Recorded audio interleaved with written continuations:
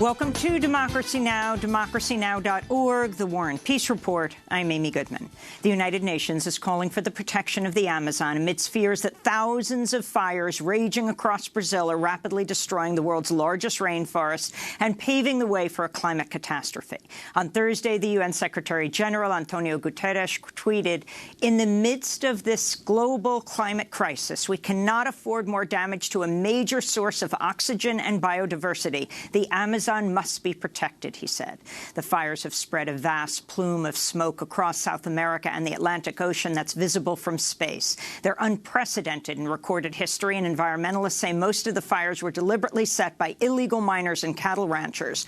French President Emmanuel Macron called the Amazon fires an international crisis, said they should top the agenda this weekend as leaders of the G7 countries gather in Paris. Macron tweeted, "Our house is burning." Literally. Indigenous people in Amazonia say the government of far-right President Jair Bolsonaro is encouraging the destruction. This is Indigenous leader Handa Kwakana Mura. And with each passing day, we see the destruction advance. Deforestation, invasion, logging. We are sad because the forest is dying at every moment. We feel the climate changing, and the world needs the forest. We need the forest, and our children need the forest. Bolsonaro has long made racist comments about indigenous people. In 1998, a Brazilian newspaper quoted him as saying, "It's a shame that the Brazilian cavalry hasn't been as efficient as the Americans who exterminated the Indians," Bolsonaro said.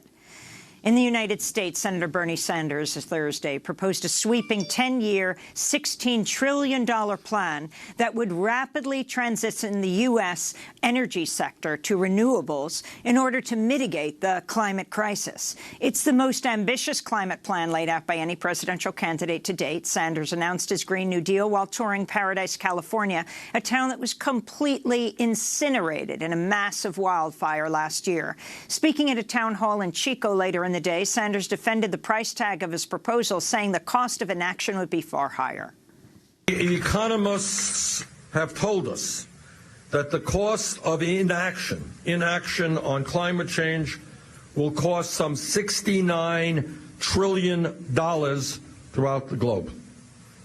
The scientists have told us that the cost of inaction on climate change will put the entire planet and life as we know it on Earth in serious jeopardy.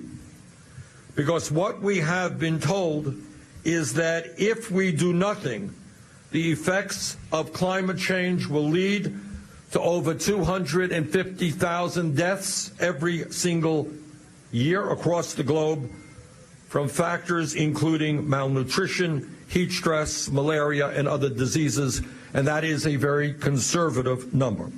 Sanders' plan calls for all U.S. homes and vehicles to be powered by renewables by 2030, with massive public investment in solar, wind, and geothermal electricity. It would ban fracking, mountaintop removal, coal mining, and international trade in fossil fuels. It would also see the U.S. rejoin the 2015 Paris Climate Accord and pay $200 billion to the Green Climate Fund. And it would guarantee a just transition for employees of fossil fuel industries. Sanders says his Green New Deal would create 20 million union jobs over a decade. In San Francisco, leaders of the Democratic National Committee, the DNC, voted Thursday to reject a resolution calling for a presidential candidate debate on the climate. It failed on a vote of 8-17 by the DNC's Resolution Committee. After the roll call, about 24 young activists with the Sunrise Movement who were attending the committee meeting rose from their chairs, stood on their seats, and began a protest. We are afraid for our lives. We are afraid of an uninhabitable planet. Please, please, please use the microphone that you have. We deserve a climate debate. The Resolution Committee's vote Thursday is not the final say on the matter. The full Democratic National Committee could still vote to change its rules to allow a climate debate when it meets on Saturday. As President Trump departs for Paris this evening to attend the G7 summit, Amnesty International's warning French authorities have severely restricted public assemblies and enhanced judicial measures to arrest and prosecute protesters. At least 13,000 police will guard the summit as thousands of demonstrators are expected to take to the streets. The protesters set up an activist training camp ahead of the summit this week. They're rejecting claims by French authorities they're planning for violence. This is Laura, one of the protesters. Yo pienso que depende mucho de lo que entiendas por violencia. Es decir, I think it depends a lot on what we mean by violence. I mean, what exactly is violence? Is it when thousands of people die by drowning in the sea because they are hungry, because they do not have a home? Is it when thousands of animals, thousands of species die when we cut down hectares and hectares of Amazon forests? Or is it when 4 people break into the windows of a bank to protest against this violence? I think we don't have a real sense of violence, and that's what interests the same people in power against whom we are fighting. In Syria, government forces have surrounded a cluster of towns in Hama province, the country's last major rebel-controlled stronghold. Syrian officials said they would open a so-called humanitarian corridor for civilians to flee the siege of their communities. The UN says the Russian-backed Syrian offensive on Idlib and Hama has killed more than 500 civilians, wounded hundreds more, and displaced some 400,000 since it began in April. The United Nations says Burmese soldiers had genocidal intent when they waged a campaign of sexual violence against women and girls in 2017 as part of a broader assault on members of the Rohingya community in Burma. A UN fact-finding panel found soldiers, quote, routinely and systematically employed rape, gang rape, and other violent and forced sexual acts against women, girls, boys, men, and transgender people in blatant violation of international human rights law, unquote. The panel recommended top Burmese officials be prosecuted for war crimes, crimes against humanity, and genocide. The violence drove at least 730,000 Rohingya to flee to neighboring Bangladesh, where they settled in vast refugee camps near the coast. Most of them remain there today. Indonesia has deployed 1,200 additional troops to West Papua and cut off internet access as thousands of protesters in the Indonesian territory have stepped up their demands for independence. The latest protest came after a group of ethnic Papuan students in East Java were accused of desecrating an Indonesian flag and taunted by nationalists as monkeys, pigs, and dogs. They were then tear-gassed in their dormitories by security forces. The incident sparked protests in at least 6 areas of West Papua, with pro-independence groups setting fires to government buildings, including a prison where some 250 prisoners escaped. In Russia, opposition politician Alexei Navalny has been freed from jail 30 days after his arrest for promoting protests demanding democracy. The demonstrations earlier this month were crushed by riot police who beat protesters in the streets of Moscow and arrested over 800 people. This is Alexei Navalny speaking to reporters just after his release today. Now we see that lies and fraud are not enough for them.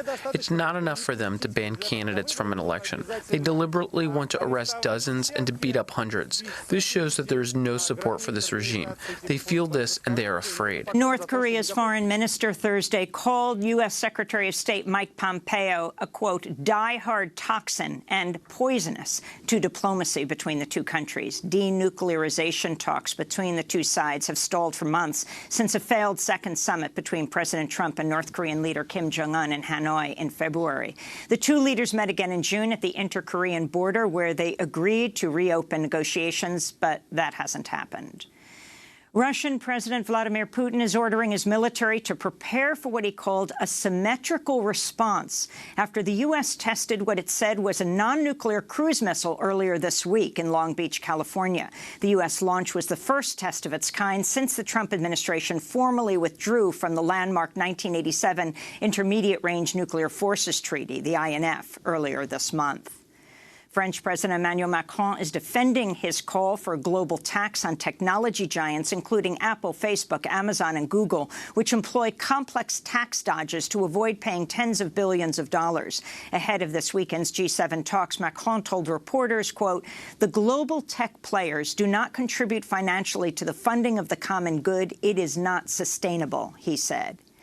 The Justice Department sent an email to all employees of U.S. immigration courts this week that included a link to an article from a white nationalist website attacking immigration court judges. BuzzFeed News reports the email sent by the Justice Department's Executive Office for Immigration Review featured a link to a blog post on the site VDare using an anti-Semitic slur to attack the judges. Justice Department officials blamed a third-party vendor for including the link to the racist article, telling BuzzFeed the department condemns anti-Semitism in the strongest terms. This comes as Trump's Justice Department is seeking to decertify the union representing immigration court judges. The union's been protesting the strict quotas placed on judges, expecting them to process 700 cases a year and tying job performance evaluations to how quickly they close cases. Former White House Press Secretary Sarah Huckabee Sanders will join Fox News as a paid contributor next month. As Trump's chief spokesperson, Sanders repeatedly lied about basic facts, belittling members of the White House press corps, and even promoting a doctored video to imply that CNN's Jim Acosta physically assaulted a White House intern. She frequently went weeks or even months between press conferences. Sanders' move to Fox News continues the Trump administration's revolving door relationship with the far-right cable network. More than 20 people have held jobs both at Fox and in the Trump administration. Meanwhile, Sarah Sanders' predecessor as press secretary, Sean Spicer, will be paid to appear on the next season of ABC's Dancing with the Stars. Variety reports the deal could earn Spicer up to close to $300,000. One disgruntled ABC staffer speaking anonymously to CNN said, quote, "It's a slap in the face to those of us who had to deal with this baloney and the consequences of the ongoing lies and disinformation campaign at the White House," they said. In Fresno, California, the legendary union organizer and civil rights activist Dolores Huerta was arrested along with 7 other union members Tuesday as they demanded better pay for 500 home health care workers who haven't had a raise in over a decade. Huerta, who is 89 years old, joined members of SEIU, the Service Employees International Union, as they chanted and rang cowbells outside the doors of a closed session of the Fresno County Board of Supervisors. Huerta was led away in handcuffs after refusing a police order to disperse. The supervisors have offered to increase the workers' pay by 10 cents an hour. They currently earn California's minimum wage, just $12 an hour. Union members are demanding a $1 an hour raise. Dolores Huerta later told reporters, quote, "All of these supervisors make over $100,000 a year, while these people have gone without a wage increase for 11 years, and it's time," she said. In Hong Kong, at least 5,000 people, including accountants, marched in the territory's financial district today. Some of the protesters wore masks to hide their identities from their employers as China continues to pressure Hong Kong businesses to denounce anti-government demonstrations. Pro-democracy protests have been ongoing all summer, with millions of people taking to the streets of Hong Kong. And here in New York, the death of the longest-serving woman in the state's prison system is sparking new calls for parole reform. Valerie Gator died from cancer last week at the age of 61 after 40 years in prison. Gator was serving a 50-year sentence for a gruesome murder she committed at the age of 21. She went on to become a beloved mentor and train service dogs for wounded veterans. Even prison guards supported her release. But she was ineligible to appear before the parole board for another 10 years. At a protest in Manhattan Tuesday, she was remembered by her former partner, Kiki Analoid, and Donna Robinson, whose incarcerated daughter was mentored by Gator. When you walk through them gates, you seen the smell. She helped you with music. She helped you with paddleball. She was the best. Her heart was made of gold. Y'all just got to know that women, we all learned our lesson. Yes. We did our time. Yes. What person is the same person they were a month ago, 2 years ago, 41 years? That's beyond punishment, and it has to stop.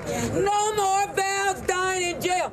Also at the protests were 2 New York State lawmakers who've introduced a bill to prevent more people from dying in prison by giving those aged 55 and older a chance to appear before the parole board after serving at least 15 years of their sentence. And those are some of the headlines. This is Democracy Now!, democracynow.org, The War and Peace Report. I'm Amy Goodman.